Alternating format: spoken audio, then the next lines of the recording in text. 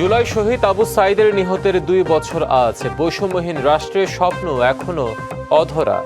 বেদনা, ক্ষোভ, অপূর্ণতার দীর্ঘশ্বাস স্বজন সহযোদ্ধাদের।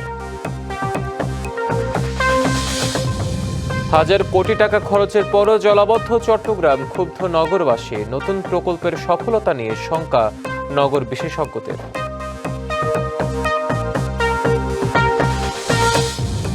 পাহাড়ি ঢলে তছনছ সুনামগঞ্জের তাহিরপুরের সীমান্তবর্তী কয়েকটি গ্রাম। ক্ষতিগ্রস্তদের সহায়তা ও ছড়া পুনর্খননের দাবি।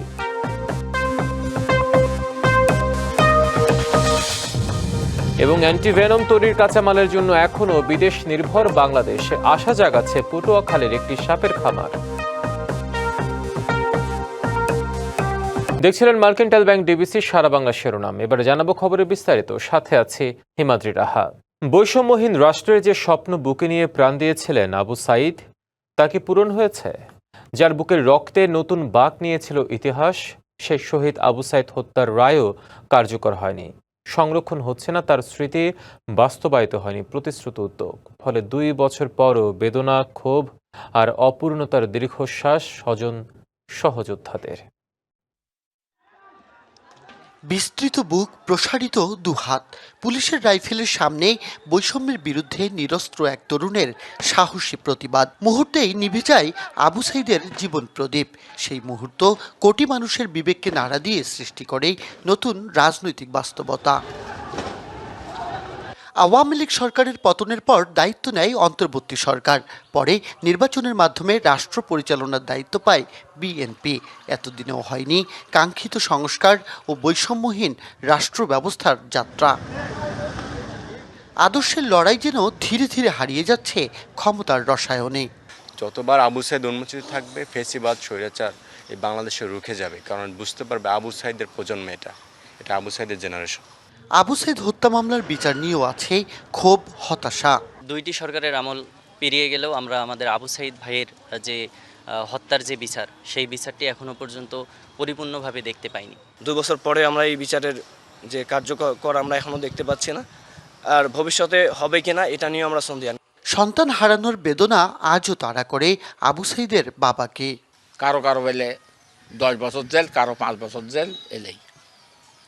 আর পালাতেই তো অনেকগুলো। আর ওই বিচারে আমরা সন্তুষ্ট নয়।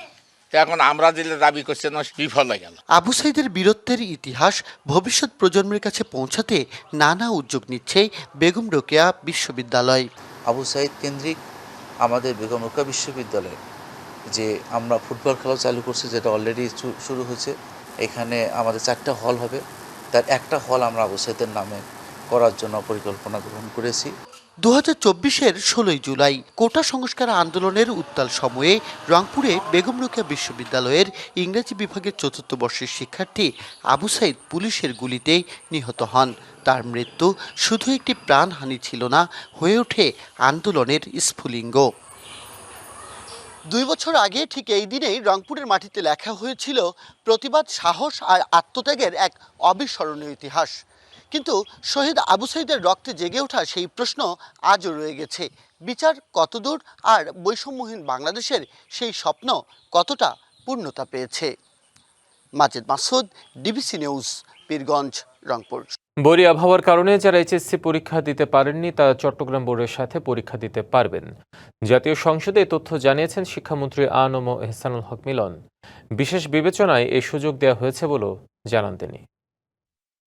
প্রতিকূল আবহাওয়া কিংবা সংশ্লিষ্ট অনিবার্য কারণে যারা চলমান এইচএসসি ও সমমান পরীক্ষা 2026 এর কোনো বিষয়ে অংশগ্রহণ করতে পারেনি, তারা চট্টগ্রাম শিক্ষা বোর্ডের ইতিমধ্যে স্থগিত হওয়া সংশ্লিষ্ট বিষয়ে অভিন্ন প্রশ্নপত্রে শিক্ষা মন্ত্রণালয় কর্তৃক নির্ধারিত একই তারিখে ওই সময়ে পরীক্ষা অংশগ্রহণ করতে পারবেন। শিক্ষামন্ত্রীর পদত্যাগ সহ 3 দফা দাবিতে বুধবারও রাজধানী সহ দেশের বিভিন্ন এলাকায় বিক্ষোভ করেছেন শিক্ষার্থীরা। এদিন সচিবালয় অভিমুখে তাদের লং মার্চ আটকে দেয় পুলিশ। রাজধানীর উত্তরায় বিএনএস সেন্টারের সামনে সড়ক অবরোধ করেন শিক্ষার্থীরা। সন্ধ্যায় আবারও শাহবাগ মোড়ে অবরোধ করে বিক্ষোভ করে শিক্ষার্থীরা। টানা বৃষ্টি ও জলাবদ্ধতার মধ্যেই সোমবার এইচএসসি পরীক্ষা নেয়ার প্রতিবাদ ও শিক্ষার্থীদের শিক্ষামন্ত্রীর একটি মন্তব্যকে কেন্দ্র করে মঙ্গলবার সকাল থেকে রাজপথে বিক্ষোভ শুরু করে শিক্ষার্থীরা। দাবি জানায় শিক্ষামন্ত্রী আ.ন.ম এহসানুল হক মিলনের পদত্যাগের। এদিন পরীক্ষার্থীদের নিয়ে নিজের মন্তব্যের জন্য দুঃখ প্রকাশ করেন শিক্ষামন্ত্রী। আমি কাউকে উদ্দেশ্য প্রণোদিতভাবে কিছু বলি নাই। যদি কেউ আহত হয়ে থাকে সিম্পলি আমি দুঃখ প্রকাশ করি। একই দাবিতে বুধবারও সকাল থেকে রাজধানীর সায়েন্স ল্যাব সহ বিভিন্ন এলাকায় সড়ক ও মহাসড়কে বিক্ষোভ করেন শিক্ষার্থীরা। আমরা দেখাই দিব আমরা পারবেন মুরগি না অন্য কিছু।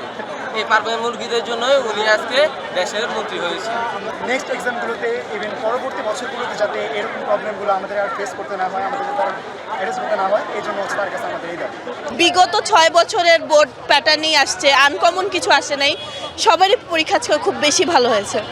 রাজধানীর উত্তরায় বিএনএস সেন্টারের সামনে সড়কে অবরোধ করেন শিক্ষার্থীরা। তবে বিকাল 4টার পর সেখানে যান চলাচল স্বাভাবিক হয়। আমরা তো নকল করার জন্য একদম হলে যাইনি, আমরা বোর্ড পরীক্ষা দিচ্ছি এখানে। আমার প্রশ্ন আসে নাই, পুরো টেস্ট পেপার আমরা ছন্ন বিচ্ছন্ন করে আসছি, তাও কোনো প্রশ্ন ওইরকম ভাবে কমন পড়ে নাই। বিকেল 3:30টার পর রাজধানীর সায়েন্স ল্যাব মোড় থেকে লং মার্চ নিয়ে সচিবালয়ের দিকে যেতে চাইলে পুলিশ আটকে দেয় শিক্ষার্থীদের। এ সময় শিক্ষামন্ত্রীর পদত্যাগ না করা পর্যন্ত আন্দোলন চালিয়ে যাওয়ার হুঁশিয়ারি দেন তারা। এদিকে বেলা 3টার দিকে চট্টগ্রাম নগরীর 2 নং গেট এলাকায় সড়ক অবরোধ করে এইচএসসি পরীক্ষার্থীরা। সামনে যে পরীক্ষাগুলো আছে ওইগুলোর মান যেন একটু সহজ করে হয়, সবকিছু প্রপারলি। আর আমাদের যে খাতা আছে পরীক্ষার খাতাগুলো এগুলো যেন ভালোভাবে মূল্যায়ন করা। একই দাবিতে রাজশাহীতে দ্বিতীয় দিনের মতো রাজশাহী ঢাকা মহাসড়কে অবরোধ করে বিক্ষোভ করেছেন শিক্ষার্থীরা। অন্যদিকে বরিশাল শিক্ষা বোর্ডের সামনে ঢাকা বরিশাল মহাসড়ক অবরোধ করে বিভিন্ন কলেজের এইচএসসি শিক্ষার্থীরা। এছাড়াও রাজশাহী, সিরাজগঞ্জ, গোপালগঞ্জ, ভোলা, কুষ্টিয়া সহ বিভিন্ন জেলায় বিক্ষোভ করে। শিক্ষামন্ত্রীর পদত্যাগ, এইচএসসি ও সমমানের পরীক্ষা স্থগিত সহ বিভিন্ন দাবি জানান শিক্ষার্থীরা। সানিয়া আহমেদ, ডিবিসি নিউজ, ঢাকা। বর্ষা এলে বাড়ে দুর্ভোগ, সামান্য বৃষ্টিতে তলিয়ে যায় নগরী। চট্টগ্রামের বাসিন্দাদের জন্য এটাই এখন নিয়তি। প্রতি বছর একই দুর্ভোগে ক্ষোভ বাড়ছে নগরবাসীর মনে। যদিও সেবা সংস্থাগুলোর আশ্বাস, আগামী বছর থেকেই জলাবদ্ধতা মুক্ত হবে চট্টগ্রাম নগরী। তবে নতুন প্রকল্পের সফলতা নিয়ে শঙ্কার কথা জানালেন নগর বিশেষজ্ঞরা। প্রতি বছর চট্টগ্রামের বাসিন্দাদের কাছে বর্ষা হাজির হয় এক নিষ্ঠুর বাস্তবতা নিয়ে। ভারী বৃষ্টি হলেই জলাবদ্ধতায় থমকে যায় নগরবাসীর জীবন। সংকট নিরসনে একের পর এক প্রকল্পে নগরবাসীর করের হাজার হাজার কোটি টাকা ব্যয় হলেও আসেনি সমাধান। সিডিএর অদক্ষতার কারণেই জলাবদ্ধতা দূর হচ্ছে না দাবি চসিকের সাবেক মেয়রের।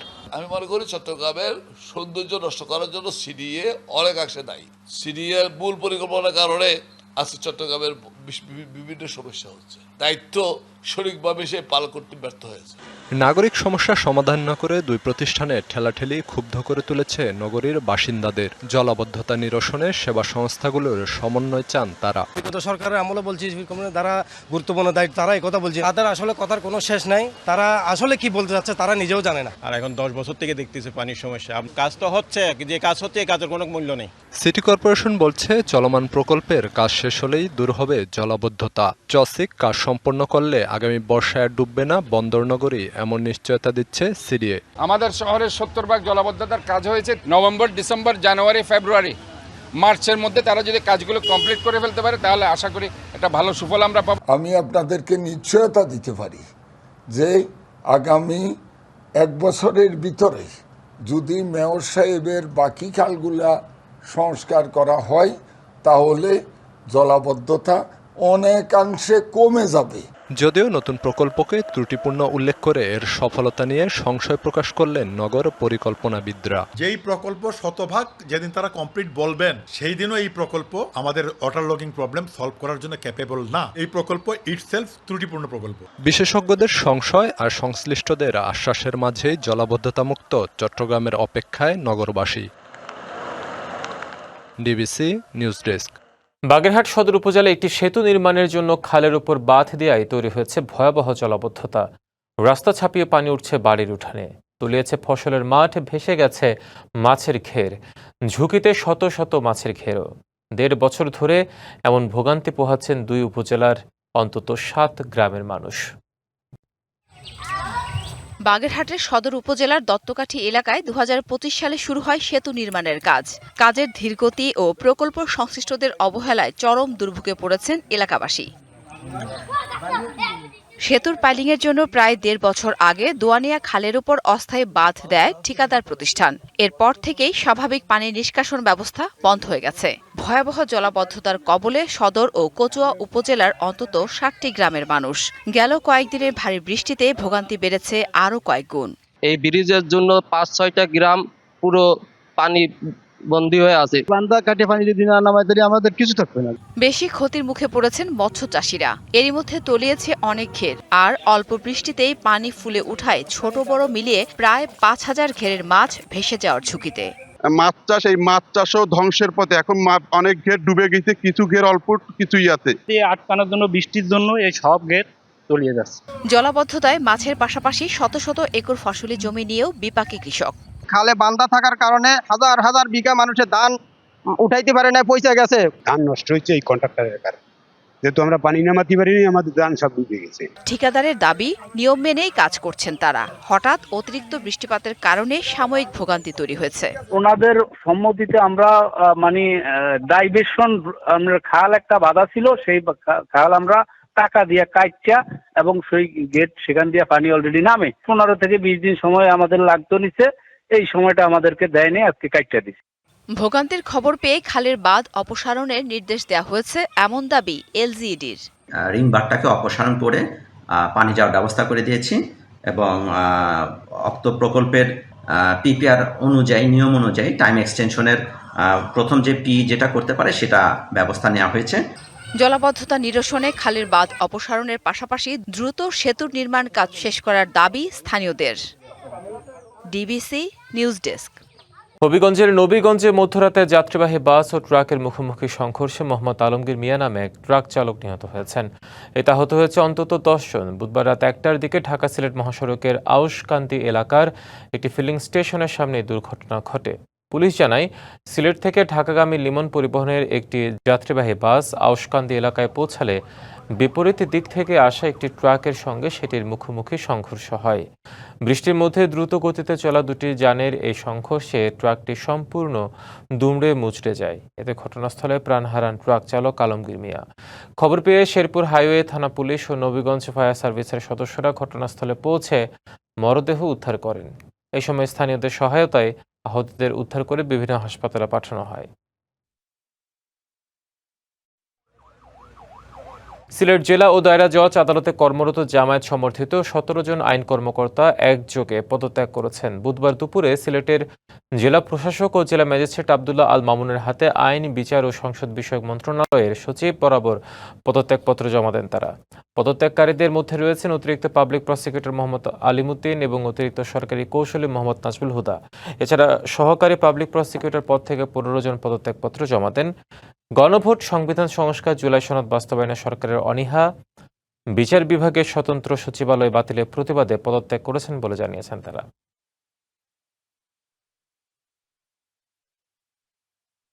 দুর্যোগে ক্ষতিগ্রস্তদের ঘুরে দাঁড়াতে সব ধরনের সহায়তা করবে সরকার। কথা জানিয়ে দুর্যোগ ব্যবস্থাপনা ত্রাণমন্ত্রী আসাদুল হাবিব দুলু বলেছেন, ত্রাণ বিতরণে কোনো রাজনৈতিক মতভেদ বা স্বজনপ্রীতি বরদাস্ত করা হবে না। বুধবার বিকেলে বান্দরবান সদর উপজেলার ভরাখালী এলাকার বন্যায় ক্ষতিগ্রস্ত এলাকা পরিদর্শন করেন মন্ত্রী। এ সময় তিনি বলেন, বন্যায় ক্ষতিগ্রস্ত বাড়িঘর পুনর্নির্মাণের ব্যবস্থা করা হবে, কৃষকদের বীজ ও চারা দিয়ে সহযোগিতা করা হবে। এর আগে দুপুরে চট্টগ্রামের বাঁশখালী উপজেলা জলকদর খাল খনন কার্যক্রম পরিদর্শন করে মন্ত্রী বলেন, দুর্গত মানুষের সহায়তায় কোনো রাজনীতি নেই। ত্রাণ বিতরণে অনিয়ম কোনো অভিযোগ পেলে সঙ্গে সঙ্গে ব্যবস্থা নেওয়া হবে।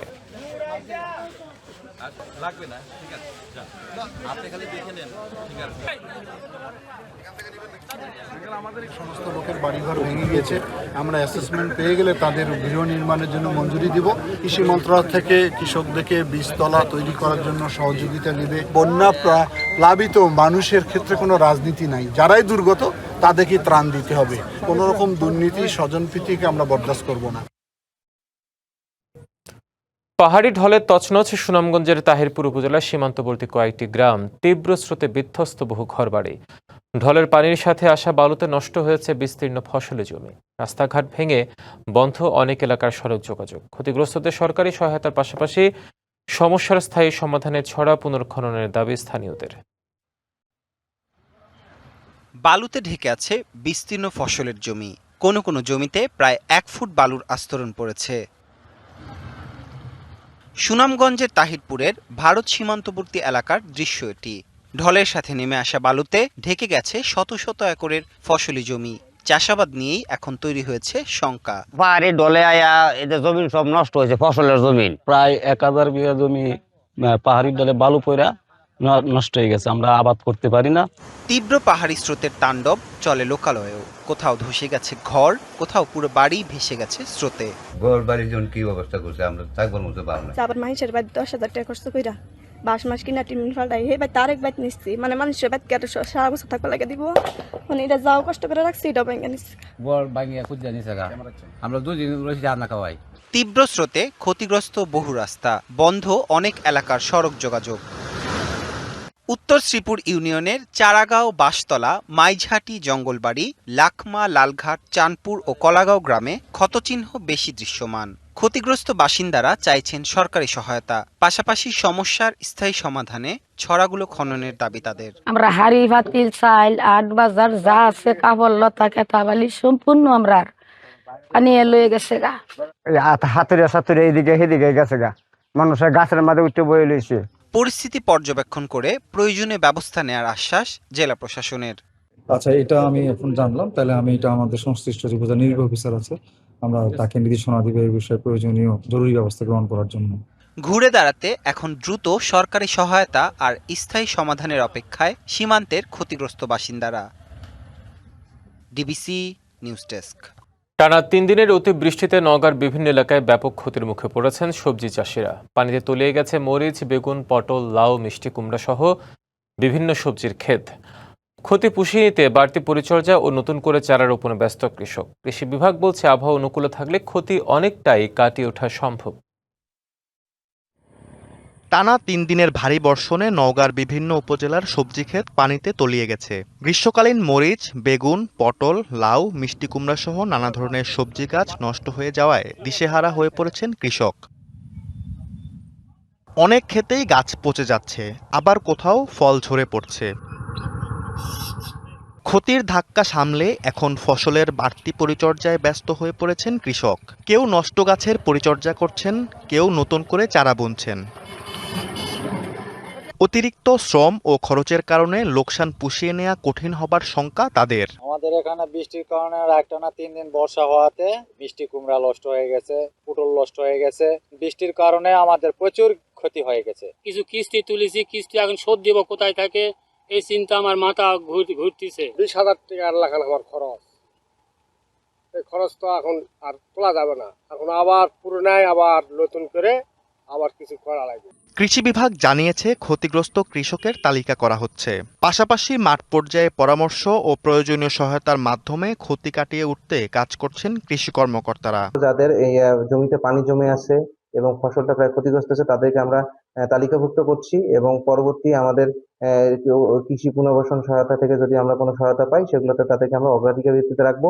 কৃষি বিভাগের তথ্য অনুযায়ী চলতি মৌসুমে নওগাঁ জেলায় ৭,৪১০ হেক্টর জমিতে গ্রীষ্মকালীন সবজির আবাদ হয়েছে। এর মধ্যে অন্তত ২,০০০ হেক্টর আগাম সবজির ক্ষেত অতিবৃষ্টিতে ক্ষতিগ্রস্ত হয়েছে। DBC news desk. বছর পেরিয়ে যুগ, এরপর আশায় আশায় কেটেছে অর্ধ শতাব্দী। তবে গাজীপুরের সদর উপজেলার ভাওয়ালগড় ইউনিয়নের বাসিন্দাদের একটি পাকা সড়কের আক্ষেপ রয়ে গেছে। ভোগান্তি যেন তাদের চিরসঙ্গী। তার উপর আছে সড়কের কাজে অনিয়ম আর অব্যবস্থাপনার অভিযোগ। গাজীপুর সদর উপজেলার ভাওয়ালগড় ইউনিয়নের হালডোবা রাজেন্দ্রপুর ক্যান্টনমেন্ট সড়ক এটি। এই রাস্তা যেন সাক্ষী দিচ্ছে দীর্ঘ এক উন্নয়ন বঞ্চনার। শালবনের ভিতর দিয়ে যাওয়া প্রায় 5 কিলোমিটার এই সড়ক ভাওয়ালগড়কে যুক্ত করেছে ঢাকা ময়মনসিংহ মহাসড়কের সাথে। তবে গুরুত্বপূর্ণ এই সড়কটি এখনও রয়ে গেছে কাঁচা। বিভিন্ন সময়ে ভাগে ভাগে ইটের সলিং করা হলেও কাজ নিম্নমানের হওয়ায় কোনো সুবিধাই পাননি মানুষ। বর্ষায় সড়কটি এখন হয়ে উঠেছে বিপজ্জনক। এ নিয়ে বাড়ছে ক্ষোভ। আমি প্রায় এখানে 17-18 বছর থেকে দেখতেছি রাস্তার কোনো সরণ কাম চলে না। আমাদের এই রাস্তার কোনো উন্নয়ন নাই। কিছুদিন আগে এখানে কিছু বাজেট দেওয়া হয়েছিল, তো তো এখানে দেখাইছে 500 মিটারের একটা রাস্তা, ওনারা এই 500 মিটার রাস্তা ওনারা 8 কোটি টাকা বাজেট দেখায় ওনারা টাকা পয়সা নিয়ে গেছে, এবং ওনারা যে রাস্তাগুলো করছে 1 মাসের মধ্যে রাস্তাগুলো ভেঙে গেছে। সবাই তো কথা দেয়, আসে কথা দেয় রাস্তা করে দেবে, কিন্তু কেউ তো দেয় না। এ অবস্থায় ব্যক্তিগত উদ্যোগে সড়ক সংস্কারে নেমেছে স্থানীয়রা। কাগজে কলমে প্রতিবারই হয় যে রাস্তাতে একটা বড় অঙ্কের একটা বরাদ্দ আসে, কিন্তু বাস্তবে কোনো কাজই হয় না, শুধু সংস্কার হয়। প্রতি বছরই এখানে হয়তো কিছু ইটাবালি খোয়া দিয়ে কাজ সংস্কার করা হয়, তাও লাস্ট কয়েকবার এটা আমরা নিজেরা গ্রামবাসীর লোকজন টাকা তুলে নিজেরা স্বেচ্ছায় পরিশ্রম দিয়ে রাস্তা সংস্কার করে চলছি। এইখানে এই রাস্তার দেখেন এই যে অবস্থায়, যে আমরা টাকা তুলা তারপরে যে আমরা জঙ্গলের ভিতর দিয়ে এই যে রাস্তার কাজ করতেছি। সড়কটি কবে পাকা হবে সে ব্যাপারে কোনো আশার বাণী নেই উপজেলা প্রশাসনের কাছে। এটা মেরামত হয় না, এটা সোলিং বা এইচবিবি যারাই করেন আপাতত চলাচলের স্বার্থে, পাবলিকের ভোগান্তির স্বার্থে, তাহলে সোলিং অথবা এইচবিবি করতে হবে, এবং এটা নর্মালি আমাদের উপজেলা পরিষদের ফান্ড থেকে ওই রাজস্বের থেকেই করা হয়। আর এলজিডিতে আমাদের এই যে আইডিভুক্ত রাস্তা আমরা অলরেডি বিভিন্ন প্রকল্পের প্রস্তাব করছি, যদি প্রকল্প অনুমোদন হয় তাহলে ওটা পাকা হবে। খণ্ড খণ্ড উন্নয়ন আর নিম্নমানের নির্মাণ কাজ কেবল বাড়াচ্ছে জনভোগান্তি। সড়কটি পাকা করতে স্থানীয় সংসদ সদস্যের দৃষ্টি চান এলাকাবাসী। Mahmuda Sikder, DBC news, Gazipur.